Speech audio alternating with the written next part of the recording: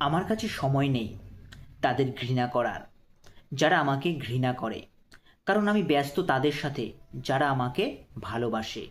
জীবনের প্রতিটি আঘাতই আমাদের শিক্ষা দেয়। যা আপনার প্রাপ্য নয় তাও আপনি পেলেন। সেটা ভালো খারাপ দুটোই হতে পারে। তাকে অর্জন করে আগামীর পথে এগিয়ে চলতে পারলেই আমরা ভালো থাকব। আপনি ভালো থাকবেন। নিজেকে যত বেশি কর্মে ব্যস্ত রাখবেন তত ভালো থাকবেন। নারী পুরুষ উভয়ই আত্মনির্ভর হয়ে নিজের যা আছে, যতটুকু অর্জন করেছেন তা নিয়েই সন্তুষ্ট থাকার চেষ্টা করুন। তাহলেই আর মনের মধ্যে উথাল পাথাল করবে না।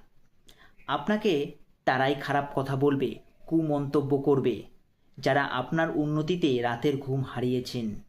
আসল কথা হলো, যার হিংসে যত বেশি তিনি আপনার প্রতিবেশী। সব ক্ষেত্রে যদিও এমনটা হয় না, তবু ব্যস্ত থাকুন তাদের নিয়ে যারা আপনাকে ভালোবাসে। ধন্যবাদ।